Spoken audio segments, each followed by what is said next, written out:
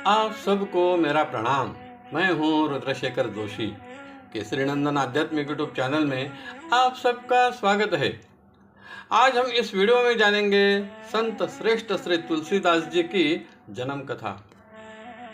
संत श्रेष्ठ तुलसीदास जी के जन्मते से ही उनकी माता ने उन्हें क्यों त्याग दिया था, उनका पालन पोषण किसने किया, उनका अध्ययन कौन से गुरुकुल में हुआ।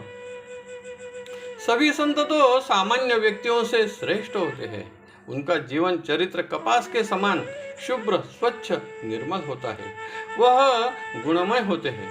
उनके मन में कहीं भी द्वेष, मत्सर आदि रिपु नहीं होते।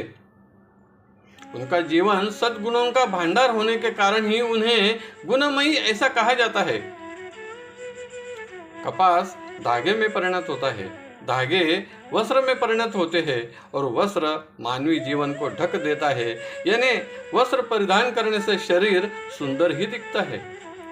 वैसे ही संत अपना दुख तो किसी को कहते नहीं और अपने शिष्यों का, भक्तों का दुख स्वयं लेते हैं या दुख कम कर देते हैं। उन्हें भगवान की भक्ति के मार्ग पर लाते हैं और भगवान की कृपा को उन्हें प्राप्त कर देते हैं। उनके दोष छिपाकर उनका जीवन भी सुंदर, सुखी और पवित्र, आध्यात्मिक कर देते हैं। इसलिए संत तो श्रेष्ठ होते ही है। इसके संदर्भ में संत श्रेष्ठ श्री तुलसीदास जी श्री रामचरितमानस ग्रंथ में वर्णन करते हैं। साधु चरित शुभ चरित कपासु, निरस बिसद गुणमय फल जासु। जो सही दुख पर छिद्र दुरावा, बंदनीय जेहि जग जस पावा। ऐसे संत श्रेष्ठ श्री तुलसीदास जी का जीवन चरित्र भी श्रेष्ठ ही है। कई साल पहले राजापुर ग्राम में श्री आत्माराम दुबे नाम के श्रेष्ठ ब्राह्मण रहते थे। इनकी पत्नी का नाम था हुलसी। राजापुर ग्राम प्रयाग के पास बांदा जिले में है, जहां पर पति पत्नी अपना जीवन सुख से व्यतीत कर रहे थे। ऐसे में ही उनके जीवन में खुशी की एक लहर आ गई। उन्हें ज्ञात हुआ हुलसी गर्भवती है। अपनी भावी संतान के सुख के सपने देख रहे थे। 9 माह पूरे हो गए, लेकिन हुलसी की प्रसूति नहीं हुई। तभी दोनों ही चिंता करने लगे। 12वें माह में एक पुत्र ने जन्म लिया। यह बालक सबसे निराला देखकर माता पिता की चिंता और बढ़ गई। सामान्य बालक जन्मते से ही रोते हैं, लेकिन यह बालक रोया नहीं, लेकिन स्पष्ट रूप से राम नाम का उच्चारण किया। यह तो आनंद की बात है, लेकिन बालक का मुख जब माता पिता ने देखा तो उसके मुख में पूरे 32 दांत मौजूद थे। बालक का शरीर ऐसा था मानो 5 वर्ष का बालक हो। बालक के पिता ने उस दिन की तिथि, नक्षत्र सब कुछ देखा तो बालक का जन्म संवत 1554 यानी ईस्वी सन 1610 श्रावण माह में शुक्ल पक्ष में सप्तमी तिथि में मूल नक्षत्र में हुआ है, यह जान लिया। बालक का शरीर, मुख में 32 दांत और मूल नक्षत्र, ऐसे संयोग से पति पत्नी के मन में अनेक आशंका आने लगी। कहीं यह बालक अमंगल तो नहीं। माता हुलसी तो बहुत चिंतित हुई और उन्होंने केवल तीसरे ही दिन 10वीं तिथि की रात को अपने बालक को दासी के साथ ससुराल भेज दिया। उस दासी का नाम था चुनिया और हुलसी ने दूसरे ही दिन प्राण त्याग दिया। बालक का पालन पोषण 5.5 वर्ष तक उसी ने किया और वह भी इस दुनिया से सदा के लिए चली गई। अब तो यह बालक पूरी तरह से अनाथ हो गया था। भूख प्यास बुझाने के लिए दर दर भटकने लगा, भिक्षा मांगने लगा।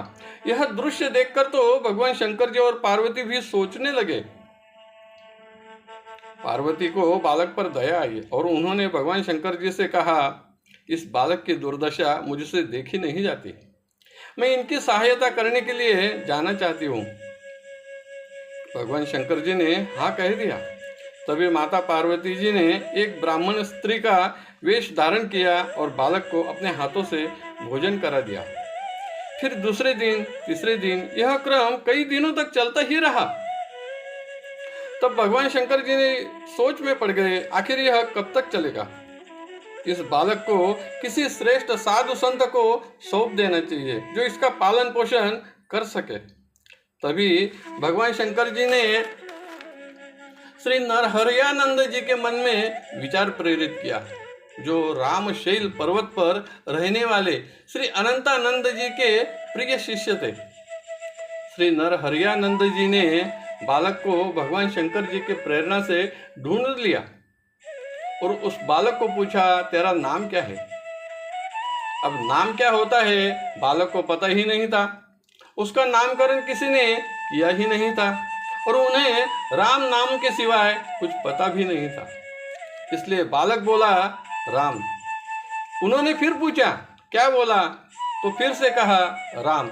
तभी उन्होंने उसका नाम राम बोला, ऐसा रख दिया।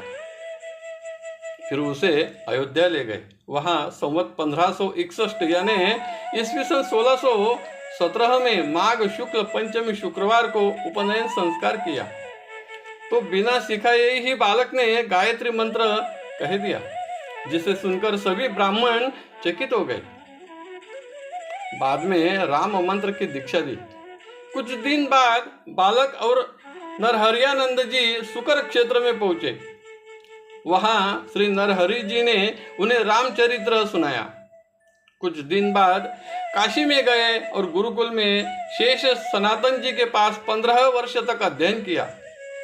बाद में अपने गांव वापस आए, देखा तो वहां सब परिवार नष्ट हो गया था। उन्होंने अपने माता पिता का श्राद्ध तर्पण किया और वहीं रहकर श्री राम कथा लोगों को सुनाने लगे। यह बालक ही आगे चलकर संत श्रेष्ठ श्री तुलसीदास जी के नाम से प्रसिद्ध हुए। आज के वीडियो में तो बस इतना ही। फिर मिलेंगे एक नए वीडियो के साथ। वीडियो पसंद आया तो जरूर लाइक करें, शेयर करें, सब्सक्राइब करें। धन्यवाद। नमस्कार। जय केसरी नंदन।